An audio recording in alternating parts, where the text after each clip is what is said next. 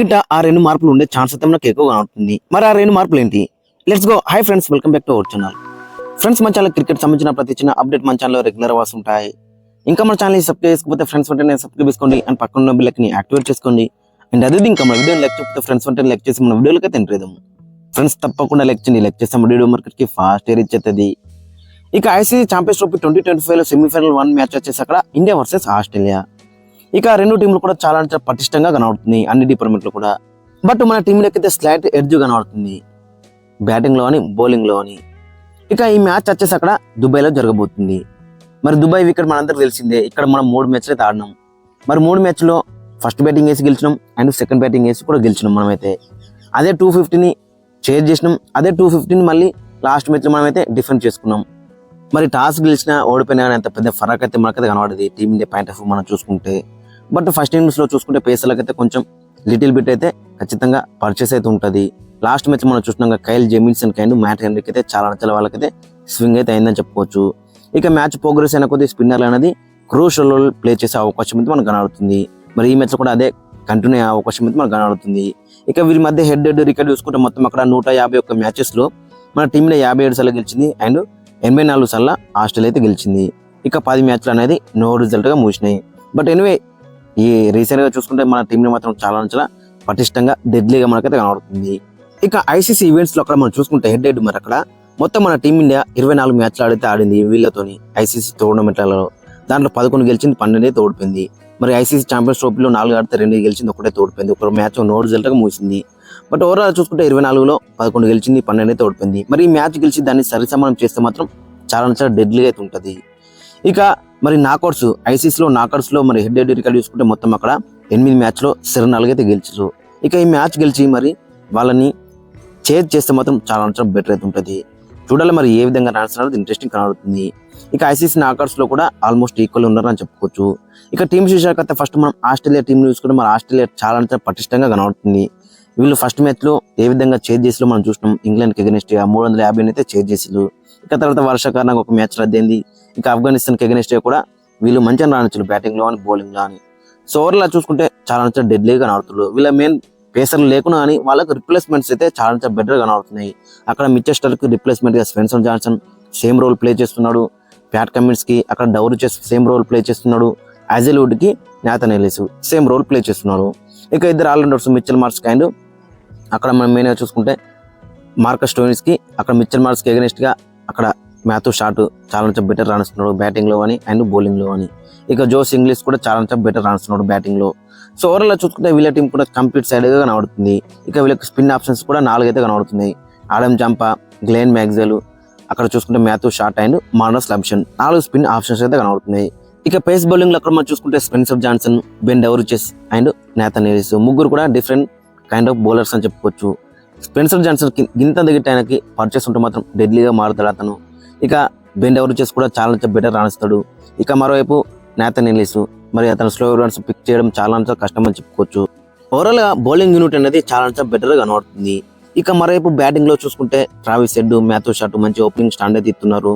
ఇక number 3 Steven Smith, తర్వాత Jose English, Marnus లాబ్సన్ మొత్తం వీళ్ళకి చాలా డీప్ బ్యాటింగ్ లేకపోతే మనకైతే కనబడుతుంది. అక్కడ నెంబర్ 8లో బెన్ డౌరిచెస్ అయితే వస్తున్నాడు. సో అక్కడ దాకా వీళ్ళకైతే బ్యాటింగ్ అయితే కనబడుతుంది. సో మేబీ అక్కడ వీళ్ళకి ఒక ఏమైనా మార్పు చేయాలనుకుంటే గిట్ట టూ మచ్ స్పిన్నర్లకు వెళ్ళిపోతే గిట్ట కూపర్ కంట్రోల్ని తీసుకొచ్చే ఛాన్స్ అవుతుంది. ప్లస్ అక్కడ బెన్ డౌరిచెస్ మరి ఇది ఒక మార్పు చేసే అవకాశం అయితే మనకు కనబడుతుంది. చూడాలి మరి, ఎందుకంటే మన టీంలో అందరు లెఫ్ట్ హ్యాండర్స్ టాప్ కాబట్టి మరి అక్కడ కూపర్ కొనలి లెఫ్ట్ మార్తరకు స్పిన్ ఎత్తాడు అండ్ ఆల్రౌండర్ కాబట్టి మరి అతను తీసుకొచ్చే ఛాన్స్ ఉంది అనేది చూడాలి.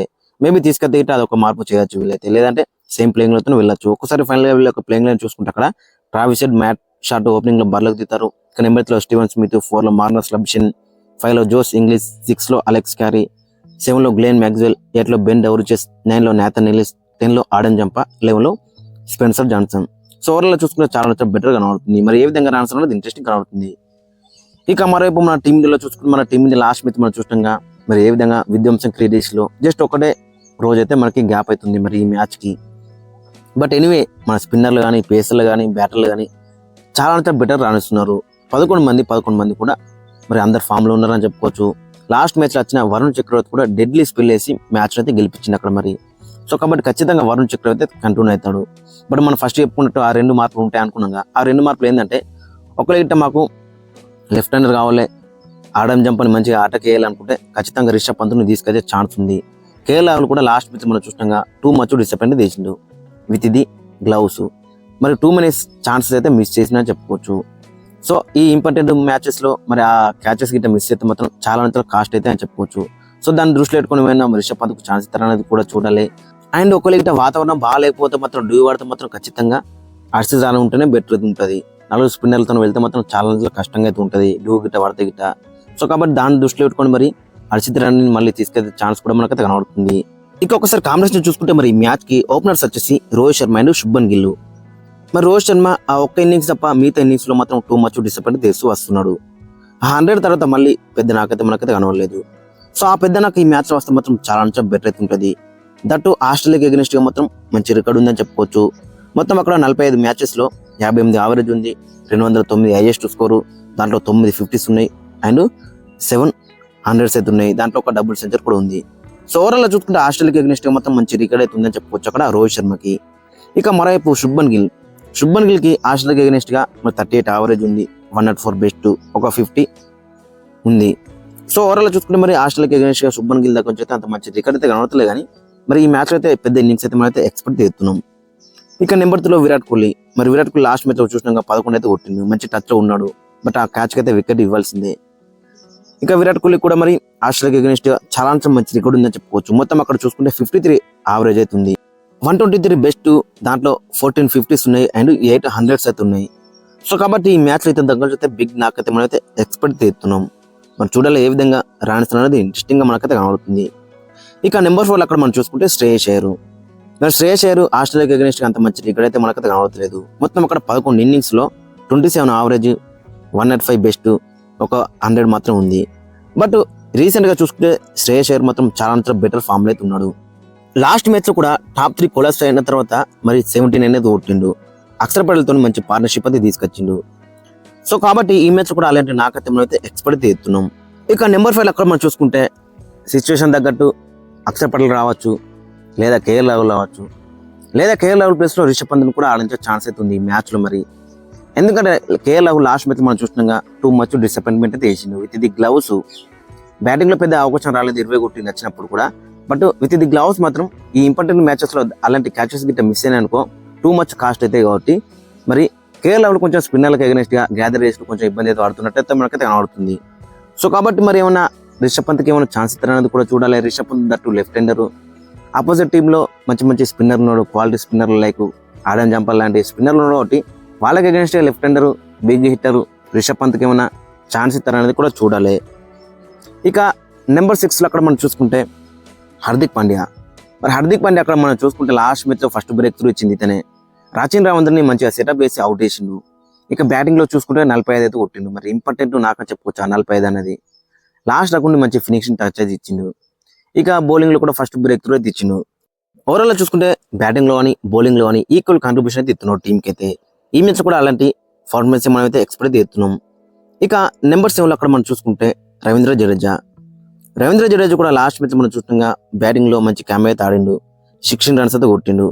ఇక బౌలింగ్ లో కూడా చాలా బెటర్ రాణించిండు, మంచి ఎకనామికల్ స్పెల్ అయితే కనబడేది. దాటు ఒక వికెట్ తీసుకున్నాడు, ఇంపార్టెంట్ వికెట్.